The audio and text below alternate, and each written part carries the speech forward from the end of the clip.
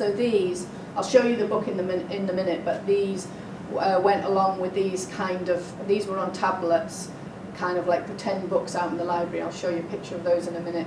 So they come out of the story experience, and they need to find a hack, and they have to go around the library gathering clues and learning about how the library works. So the librarians really like that part of it.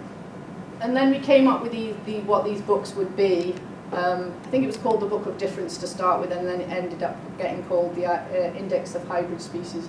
So I went through a process of kind of writing these books and then kind of rewriting them, kind of still in the story world, but kind of refining them from, partly testing them with some young people that I know I didn't go back to the library again. So this is just one of the pages from the Index of Hybrids. And this is like a speaking book, so it's got the audio recorded with it.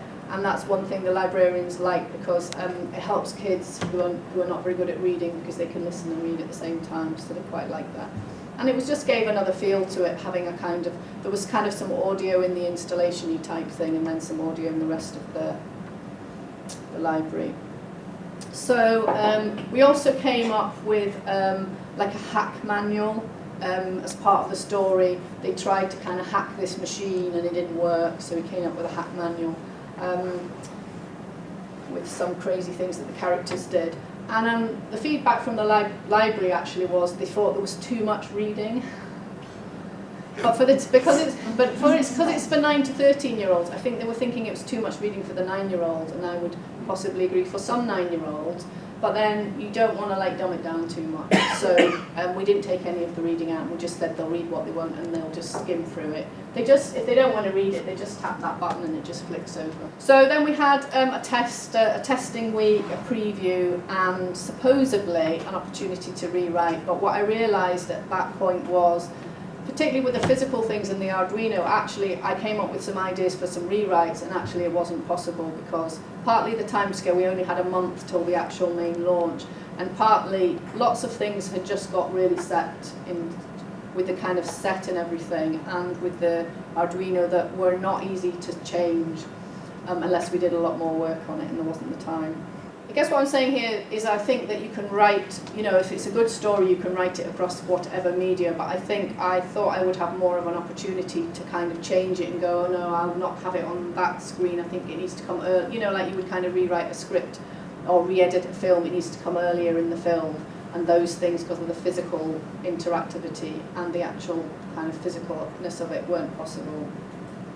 I think working with completely new people that I never worked with before was quite a challenge, and it worked well and we got on well and we worked well together, but it took us a bit of time to get into that, so I think it was quite an ambitious project, and I might have preferred to do it with people I'd worked with before. Yes, and this thing about the live theatricality, which I had said that I wanted to do from the beginning, and I thought it was embedded, but it wasn't really, because I don't think the librarians wanted I think the head of library services liked the idea of the librarians being characters, but they hadn't asked the librarians if they wanted to be characters. And it's just a tiny little bit of interaction with a tiny bit of script which they've got on a card, and most of them have embraced it, but that was a kind of a bit of a shock really for them. This is some feedback from the test then. So so somebody who was, I think they were about 11 or something, said it was mysterious, brain working, it was unthinkable. I wouldn't have thought that. So I thought that was quite good. I wouldn't have thought of all of that. So I thought that was quite good. So here is the actual thing all finished. And this is in May now of this year, when it went into the main library and had a launch. And then it got a title, the Salmagundi, which means a mixed up type of thing. So I'm just going to go a few slides. I'll just talk you through. So they have to come and I haven't put the bit in here where they go to the librarians and there's a kind of a magic plant and they see if they're a human or not. So that's the kind of theatrical bit. And then they have to, if they're a human, they have to kind of open this hatch. There's a special message for them. So I'm a library protector, and if they're standing around, you know, I'll go into the character of the library protector and say things like, have you seen the controllers, and things like that. So I'll be in my character right from the very beginning, or whoever else is doing that. And then the librarians kind of cottoned on to that, and the ones that were keen started doing that as well, and saying to the kids, have you seen the controllers? And the kids were like, ah, what controllers, what are you talking about? So getting them into it kind of from when they come in the door. So they go inside, there's the kind of audio bit of getting them into the story in the darkness. Some of them, when the door shuts, it's completely dark, just for like a beat, but some of them like try and get out straight away because like, they think it's going to be dark like that for a bit. So the Earth Planet Protectors come in with like a patch in with a message, and there's a bit where they are, so instead of them finding out their DNA from a bit of hair, that we scan their finger, but we're not really, it's on the video, but anyway, the kids all do that, hold the finger, in fact the adults do as well, and think that they're being scanned, so that's like a bit of smoke and mirrors interactivity. And then at the end, it all breaks, and they don't get the secret code, and a horrible noise comes on, and they've got to get out because the power's all running out and everything. And that's to get them out, because otherwise they're going to like stay in there in the dark, messing around with buttons for a while. There's also a tablet in there as well that's got a camera facing outwards, and so at the very beginning of that eye is they look at that eye, but there's a little camera there, and so they actually get filmed, so they're kind of looking in as well. And that was another thing to get them out as well into kind of, we've also got a little baby monitor in there, like kind of CCTV, so they kind of think that the controls are kind of around getting them. And I realised I haven't explained the story, but the story is that the Earth, so there's the Earth Planet Protectors, the controllers are the kind of cyborgs, everyone's been hybridised, but there's one human left, and that's the protagonist, and that's kind of the story really. So you get this system shut down, horrible whining noise. Apparently there's some noise that security services play in shopping centres, and it's a noise, it's a pitch or something that teenagers don't like. Do you know about that? Yeah, it's very high pitch. So yeah, very high pitch. Only young people can hear. Yeah. Anyway, it's not that, but because I thought that was a bit sinister. But anyway, it is a bit of a thing, and this is one of the things that came out of the kind of test is that at the end there's that kind of it all goes dark and it's all broken, and then all that's lit is this red button, but that wasn't working. The red button lights, but then the kids were just like, we don't know. Some of them pressed it and some of them didn't, so we ended up just making a sign like that. So that was one thing that we were able to do in the preview. So these are the little books. They're obviously not right next here, they're hidden on the shelf somewhere near there, but these are the things that they scan, and then they get the clues to go off round, gathering clues for a secret code, including an actual physical notice board as well at one point. And so for this one, I have rewritten this a few times to make it work with the books. Well, we kind of, once we bought the 3 tablets, we were kind of stuck with doing something with the 3 tablets, with them as books. The librarians were less keen on this because they said this isn't going to last for years, and I said, well, we'll just make another one. So they end up with this story hack competition. What they need to do is hack like a virtual mixing machine, which is basically they're going to write the ending of the story. They get a sticker, so that, and really they do really like stickers, and I've had some young people collect the whole set, keep coming back so they can collect the whole set. And so then this is the bit where they go to this virtual mixing machine, and they enter the secret code, and they basically write their ending, but they don't have to just write it, they can also draw it or they can audio record it. And in the beginning we wanted them to video it, but we've not been allowed to do that because the council just can't cope with it. So there's like, we're using like an audio recorder in the flower for the audio recording, and that flower also points over like an actual physical table that they draw on, because we thought it would be nice for them to actually draw with paper and pens and then take photos of it rather than draw on a computer. So anyway, that's the flyer. It's on tour now. over the summer, and then in November I'm going to hand it back to the library and they're going to like tour it. So has anybody got any questions? Well, I think I would want to work with some people that I'd already worked with before, so that we could just have just like a kind of clearer understanding. So that's one thing. If we were doing like a collaboration with like a council or whatever, I would want to like see the lawyer on the first day, because basically we've had to have permission for the drawings and it's gone to the like corporate law department. So on the first day I would just like go to the corporate law department and say, this is what we want to do, can we do it or not? Because it's actually held us up. We had a tight time scale anyway. I think I would, yes, I would have liked a longer time scale, because I would have liked to been able to bring the Arduino stuff in right at the beginning. So even in the development lab, or a few different things in, and being able to kind of play a little bit more. I'd have liked a week really. We had 3 days. And we had to also go and visit all 6 libraries, speak to the head of libraries, see the kids. It was, you know, so we really didn't get loads of time, some practical things, so time. More money. You never get more money. So those are the main, kind of whatever I said in those kind of last reflections, those are the kind of main sorts of things. In terms of like the writing, I feel like I did the best that I could in the time scale, and that I did lots of kind of rejiggling and rewriting to kind of make it all work together.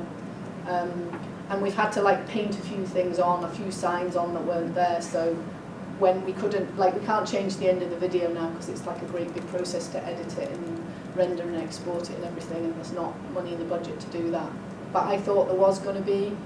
So I got stuck with a few things that we've had to kind of tweak on other devices to kind of make it work. And some of that has confused the kids a little bit. So I guess have the testing week as really a testing week, and really be able to really make actual changes after testing it with the kids. So kind of those 5 things.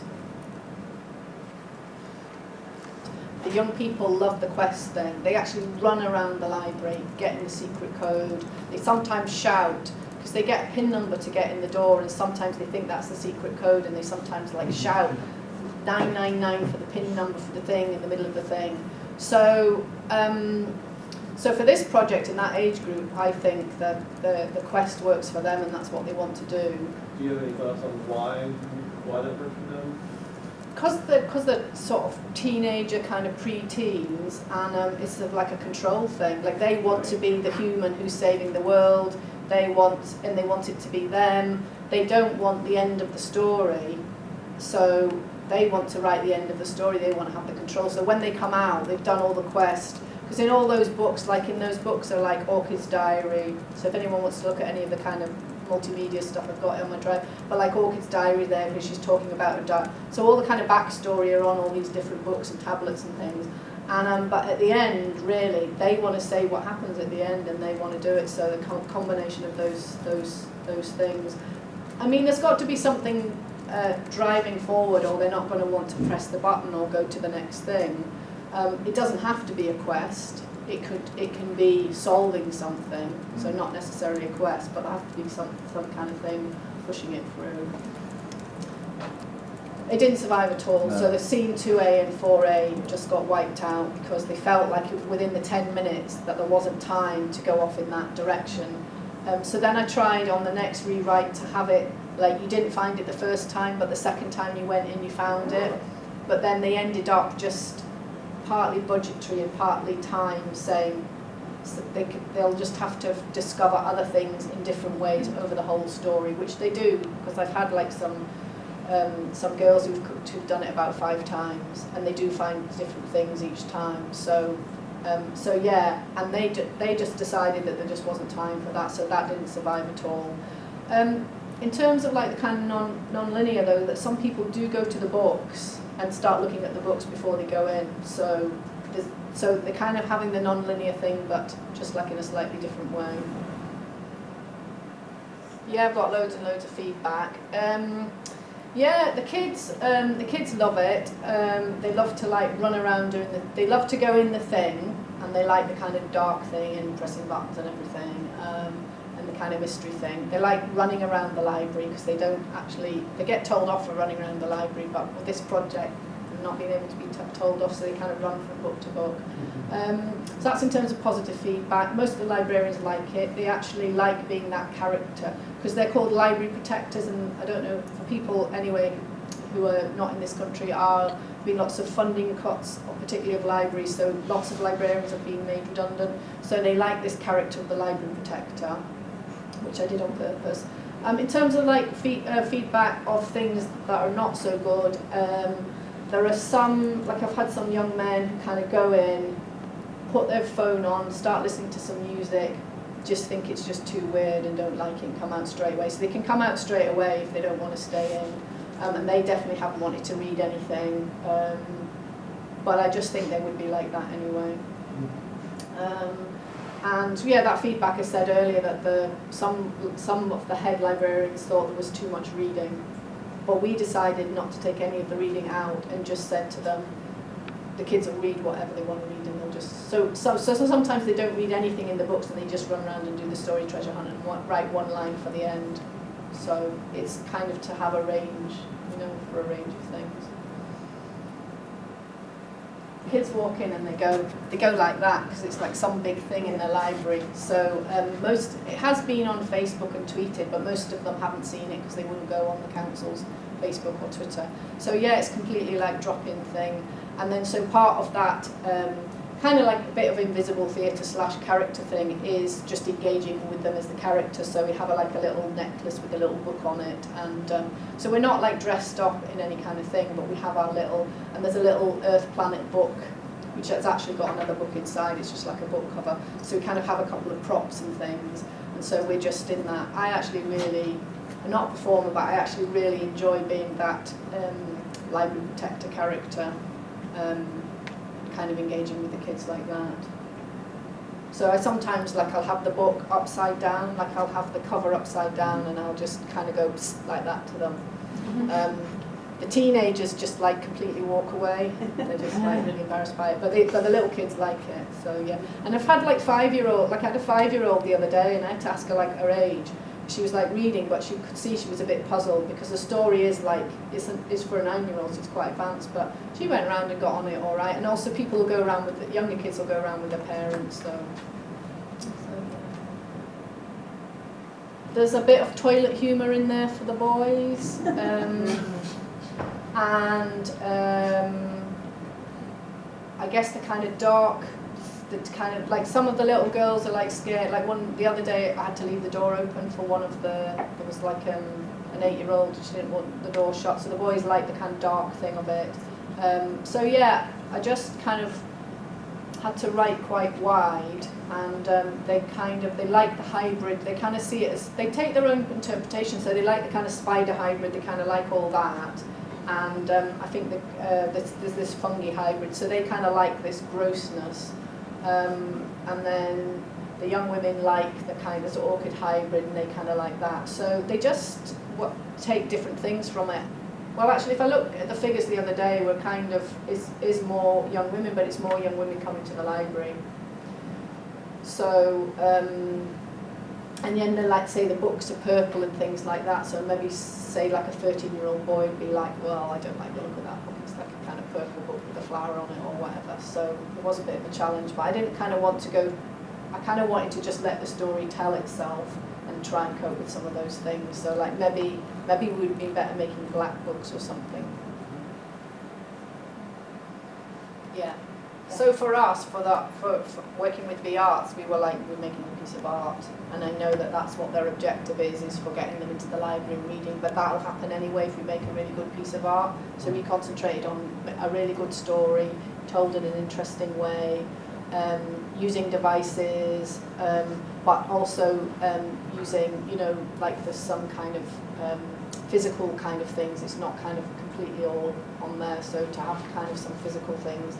So that's why we wanted the paper on the table at the end for them to draw on actual paper, so that they're not just, so we're not replicating them being on devices all the time and being a bit turned off books, but like to kind of fit halfway. And I think the thing is to get the balance really in between and not be used as a tool that then fails because it's not an interesting story or an interesting